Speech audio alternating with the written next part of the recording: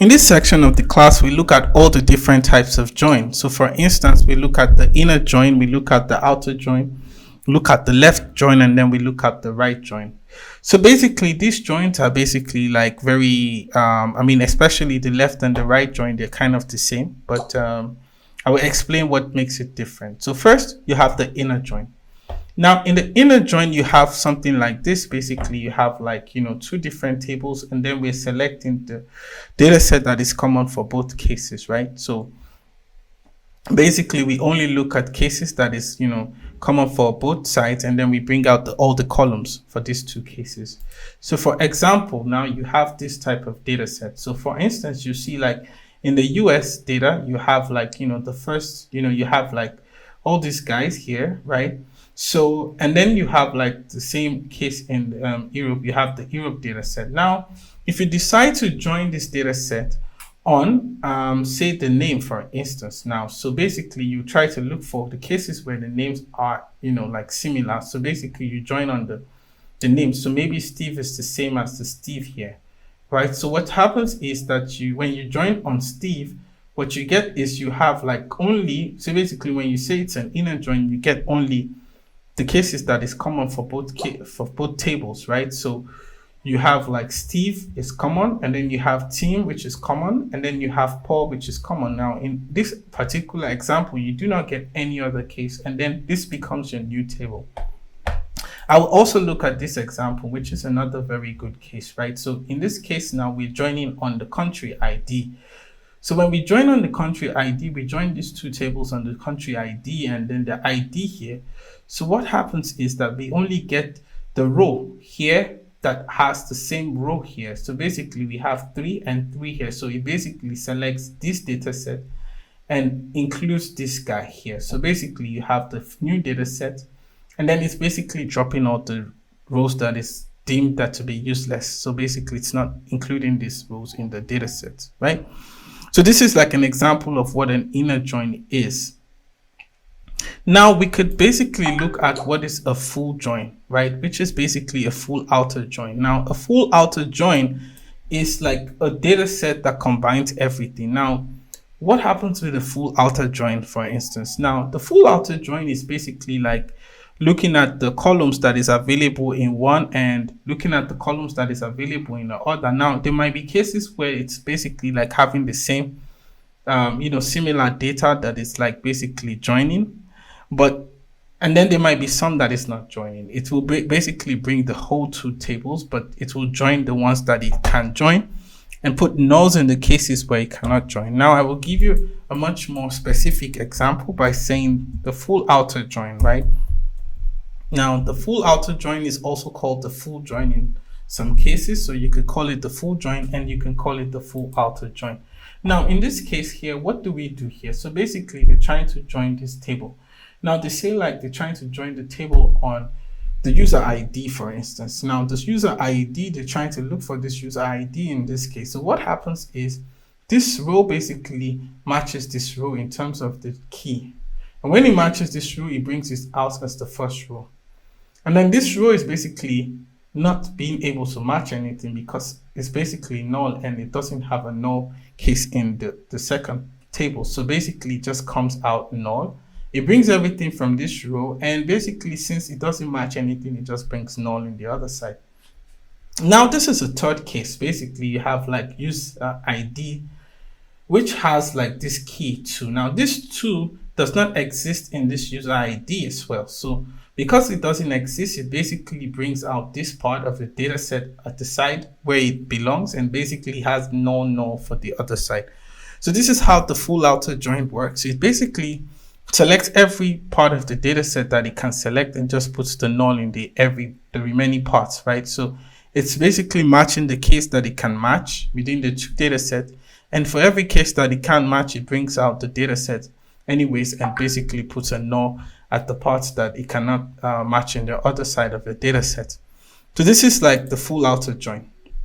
Now, this is a case of full outer join, and then next we basically look at another case, which is basically the left join or the right join. Now the left join and the right join is basically the same thing because it's very, very funny, but then to say like it's the same thing, but it's basically the same thing. So what is happening here is just basically you have like two tables that is trying to match, but then you decide that you do not want to, you want to select everything in one table and just want to select like the matching cases of, and then you're not selecting everything from another table. Now, this left join and the right join is basically determined by the arrangement of a table. So the first table is going to determine what you call it. So first you maybe say like you want to select everything from the table, like the left side, then it becomes a left join. Now, if you decide to select everything from the right side, then it becomes a right join. And I could just basically show you some examples, so then you have a better idea of how this looks like in terms of a data set, for instance. Now, if we look at the left join, now the left join is also known as the left outer join in some cases, so it's totally fine if you see it somewhere and they call it a left outer join. It's totally fine. So here you see basically that what happens here is you try to join these two data sets, right? And then when they're joining it, they're basically joining it on the F point. So this is the F and F, right? So here you're basically looking for 1 and 1, right? Now, if this is a left join, this is the left table, this is the right table. So you're gonna get this full data set, but you might not get this data back. So what happens here is you try to look at this, and where does it match? It basically matches here, and it matches this 3 basically matches here, right? So basically you have like A1, 1, and then you have B1, 1, which is basically this row, the first row, sorry. And then when you look at the last row also, you see like it's basically matching, so it matches this part of the data because 3 is also 3 here. And then it's basically bringing out this right source, right? So now in the last case, this A2 does not match anything here because this 2 is not existent in the F section of this part. And so what happens is it's because it's a left join, it brings this A2 for this table back and this 2 for this table, and then brings a null, which basically signifies that it cannot find it in this table. But then because we want the left join, it's going to bring the data set for us anyways. Now, this is the left join, right? So it's just basically the same thing as the right join, but it's just when you basically say, oh, this is the left and this is the right. So if we were to take this table and bring it here and take this table and bring it here and call it the right join, we'll get exactly the same answer. Anyways, I will still show you what a right join is. So then it makes more sense, right? So what is a right join? Now, a right join is basically, so let me see. Now you have, I'm trying to look for, a perfect example for a right join. Yes. Is this? No, this is not.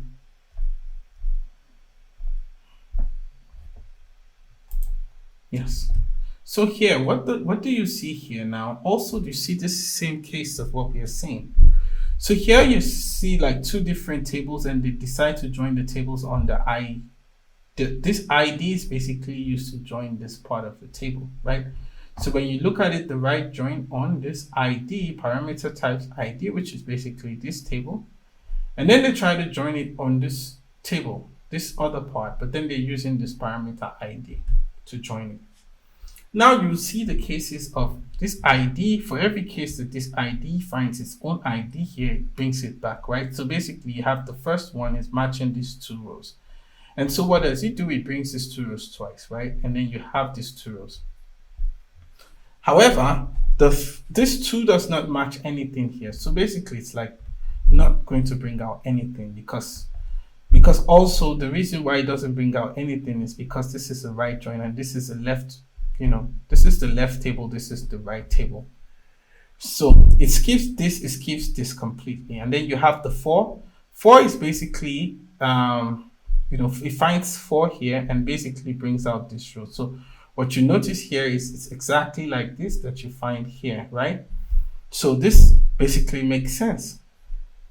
Now in the last row of the right, this table, you can actually match it to this table, and then you have something like this.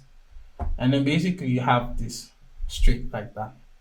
Now, because this row has not been matched to anything, and this cannot be matched to anything from the left table, but this is a right join, so it has to bring everything from this table. And so what happens next is this table comes to this part, and because it doesn't match anything, you have a null. So basically, this is the right join, and the right join is basically like the left join, as we already have said. It's just the difference is just the fact that what you call the right join, or what you call the right table, or what you call the left table, because then it's just a case of your arrangement. Now, in the class, we will basically demonstrate how the join looks like, so then it makes more sense to you. So thank you.